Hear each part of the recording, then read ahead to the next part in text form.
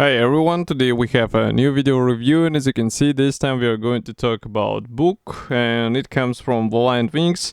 So it's part of the Airframe album series. As you can see, it's a book number 20, and it's actually the biggest Airframe album from them up to this date. It's 192 pages inside, and it is dedicated to Heinkel He 177 Greif. So it's as a written detailed guide to Luftwaffe troubled strategic bomber, and it's written by Richard Franks, but of course we get a lot of things and builds from various authors, and it will be interesting to check it because, as you remember from previous videos, these books are actually quite useful in case you plan to build such model, and doesn't matter which scale you will pick, still they will be some things which you would like to replicate in the scale model. So, first of all, this is the soft cover. As you can see, it's quite thick. As we said, it's almost 200 pages.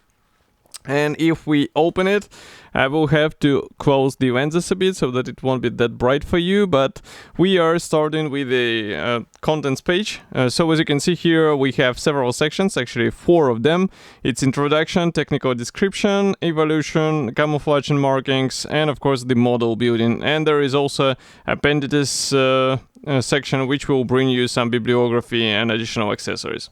Here we also have information glossary, and then we start with the preface, which will tell you a bit more about the development history of this aircraft, why it was actually conceived, and what was the main idea behind this project. As you can see, there are plenty of black and white photos, so it might be also useful for some diorama ideas or maybe for some weathering ideas. Just be sure to check whether it's a prototype or maybe this is some special version, because as far as I remember, there were some variants in this. Next, we continue with the fuselage photos, and as you can see, the detailed look at the cockpit elements. And all of this is accompanied not only with the black and white photos, but also with the drawings, so you can understand better how the this or that part of the aircraft was assembled or structured, and what were the main elements of this. As you can see, we even have the cross sections for the fuselage, which might be handy for some modelers who like to detail their models a bit more. And also we have the section dedicated to the control surfaces, of course. Here we continue with the engine, and then we have exhausts, and it's funny that the whole section or whole page is dedicated to the exhausts. But that's not all, we continue with engines again. Then we here see the undercarriage for the tail wheel, and on the next page we can see the armament. Then we continue with the more of the armament, so these are different gunner positions around the aircraft, and as you can see there are plenty of them, so that's also something to play with in case you are adding some details to your model. Next, here we have the ordnance, so this one concerns the bomb load, and also here we have the various equipment in terms of the bomb sight, and also the I can see the loadout scheme, and also here we have the special ordnance which was used for the tests. So as you can see, there are some various types which were actually employed on this aircraft. But what I like about this structure is that you actually get the detailed look into this or that part of the aircraft, and you can actually decide what you would like to fix on your model.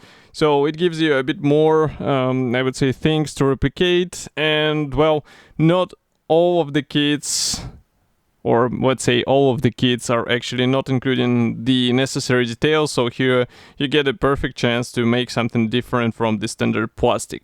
So what you are seeing here is so-called evolution section. So as you can see here, we get the various versions. The differences are shown with a dark gray color and also these special nodes, so it will be hard to miss them, and I think it's a really useful thing in case you want to build a particular version. It's usually quite a funny thing to try to find the main differences, but here it's quite simplified. I think it's easy to understand, and you will be able to copy, for example, this A1V36 version in no time, because here we have the main differences described. As you can see, there are some underwing pylons for the bomb carrying, so this is quite interesting design. And what's even more interesting is that this section is actually spanning over more than 10 pages. So there were that many versions, and as you can see, there is one even with the Gotha 242. So I guess this was the towing aircraft. And we're still on the same page, so there are more of these aircraft types and still going here. As you can see, we even have the projects, maybe some various modifications to this aircraft which were planned to be implemented. And then we have the markings and camouflages. This is a bit a tricky version of the section, because here, as you can see, we have mainly black and white photos and we have the color profiles, and I would not recommend to treat it as the full-fledged marking guide, but still you can find some interesting marking option and then try to replicate it on your aircraft. I guess it's not that difficult to let's say imagine the full camouflage of the aircraft just by this profile, or maybe you can find some aftermarket decals which will actually help you with this.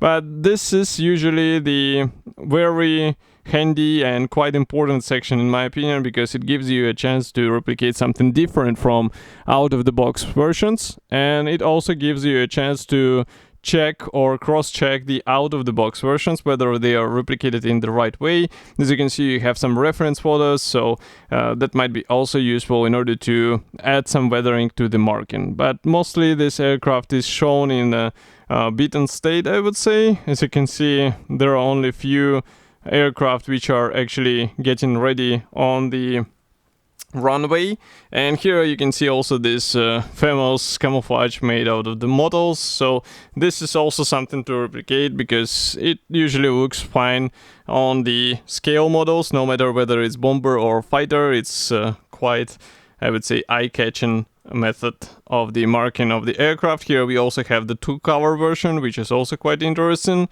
And what is a bit tricky for me, because we are already coming back to the page 176. Here we have the stencil guide. So in case you wonder how to apply the stencils, this will be very useful section. And we are still on the camouflages section. And I guess there won't be a huge material about the build, so here it is.